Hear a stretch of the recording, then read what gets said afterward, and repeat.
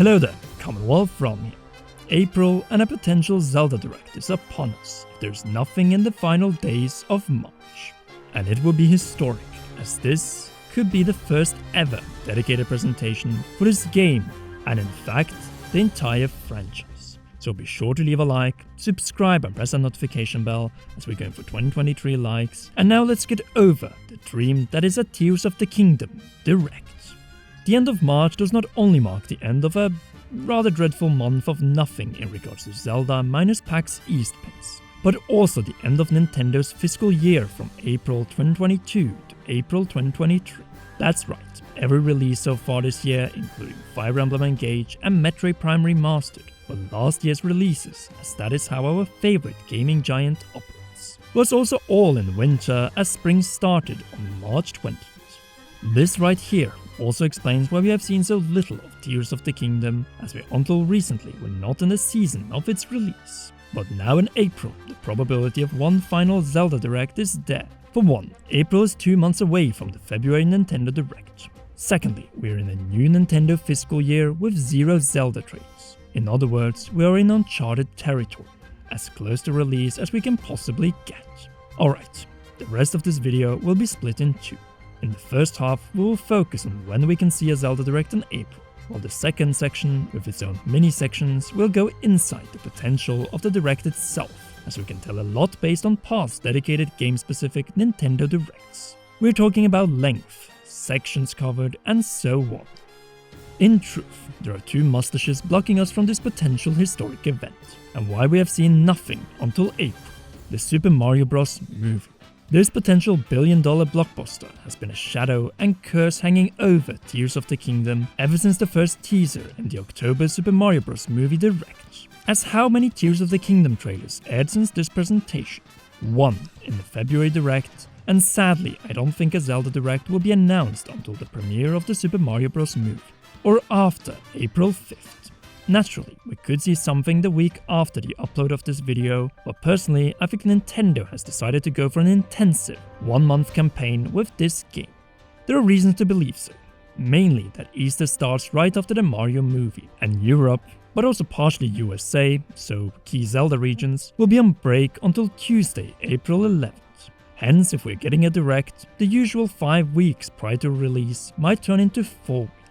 With this in mind, the first and most realistic date that I see is Wednesday, April 12th, exactly 1 calendar month away from the launch of the 20th Zelda game.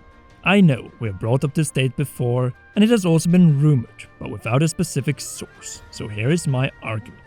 We need to understand that Nintendo has 2 big paydays in 2023, or more precisely, the first half of this fiscal year.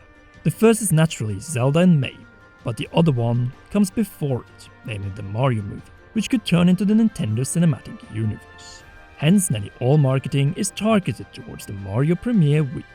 After that, however, and likely Easter, attention will move towards Zelda and stay for at least 2 months. For one, we are in the new fiscal year. Secondly, the Mario movie premiere is behind us, meaning that the next big thing is the most anticipated game. Zelda Direct on April 12th is the most likely option post-Easter week, but in worst case, we might also have to wait until the 18th or 19th, the week after, though these are less likely. The reason is that the game-specific Nintendo Directs usually take place 4 to 5 weeks before a release. We saw this in the case of the Mario Kart 8 Direct in 2014, the Super Smash Bros. Ultimate November Direct in 2018, and last year with Xenoblade Chronicles 3 and Splatoon 3 Directs. One each in June and the other in August. 2 months apart, but interestingly for us, at different points from release. The Xenoblade Chronicles 3 Direct followed the 5 weeks prior to release format, while the Splatoon 3 Direct was 4 weeks prior to release, and I think Zelda will go for the latter. But can we see any Tears of the Kingdom until this presentation? Possibly, but less likely, as when the final push begins, Nintendo doesn't want any Easter gaps in between, hence the final month, and likely not much more.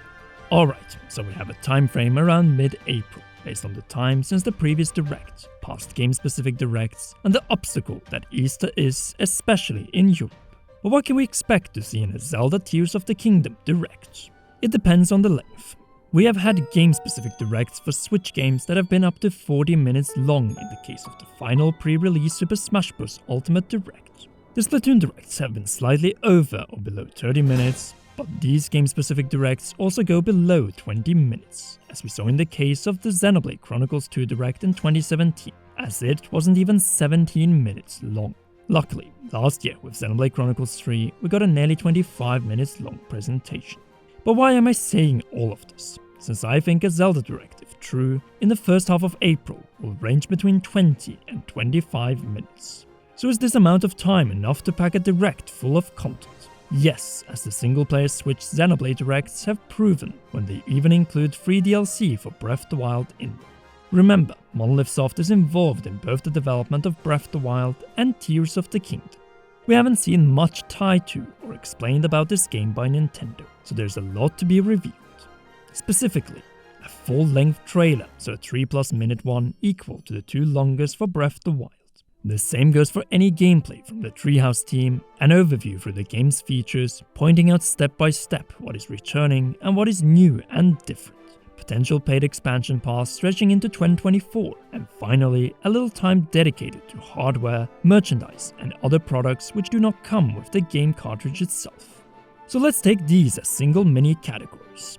Starting with the final prior to the release week or day full-length trailer, or if you prefer, Tears of the Kingdom's equivalent to a Breath of the Wild's Nintendo Switch presentation trailer, which was nearly 4 minutes long.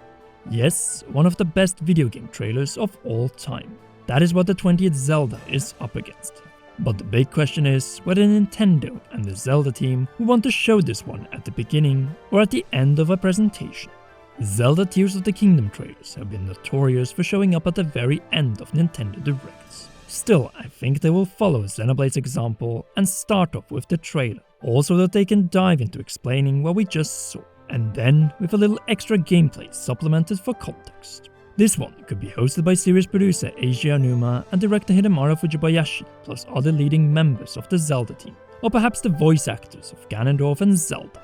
And as much as we would love this, I think we'll be stuck with an uncredited voiceover, since this has been the case in all game-specific directs, minus the Smash Directs in August and November 2018, hosted by Sakurai.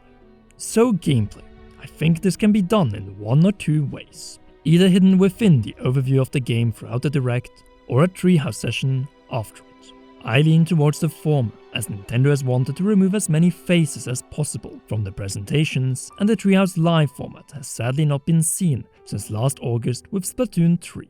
Personally, I think the Zelda team's desire to not show off what we will experience while playing the game will limit gameplay to the Direct itself, replacing the gameplay sessions we had with Breath of the Wild with, well, the Zelda Direct, which brings us over to the overview, learning the powers of the game and how to use them, serving as a tutorial so we can skip this one when we actually play the game and get straight into the action. In other words, showing the combinations of the new hand, vehicles, weapon crafting, enemies, and so on.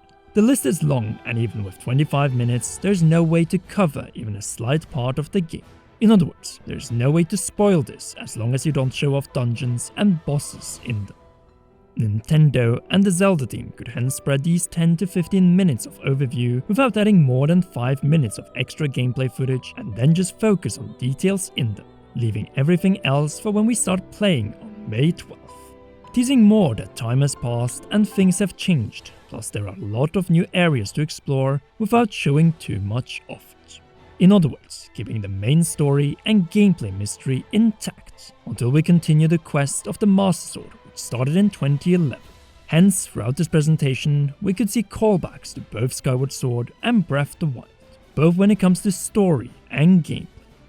Naturally, none such presentation would be complete without announcing a paid expansion pass and start pre-orders for this one right after the presentation ends, as well as offering a bonus item on May 12th with the first DLC pack landing sometime late in 2023 and the second one, if it exists, in the first half of 2024. And following the price strategy of this game, so from $60 to $70, it is clear that this one could increase from $20 to $25. A DLC announcement in a Zelda Direct would make sense, since Breath of the Wild's expansion pass was announced 3 weeks before the release of that game. And with it, to end the Zelda Direct, do it with the one thing we're still missing: hardware, not counting the Skyward Sword HD Joy-Cons. And by that I mean the first Zelda-themed Switch OLED system plus themed Pro Control, not bundled with the game cartridge itself, and hence it could release a week or two before May 12th.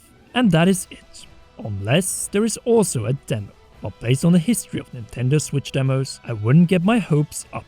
For one, since this isn't a level-based game like Age of Calamity was. Secondly, it is not a third-party developed game like Hyrule Warriors Age of Calamity. No, this is The Legend of Zelda.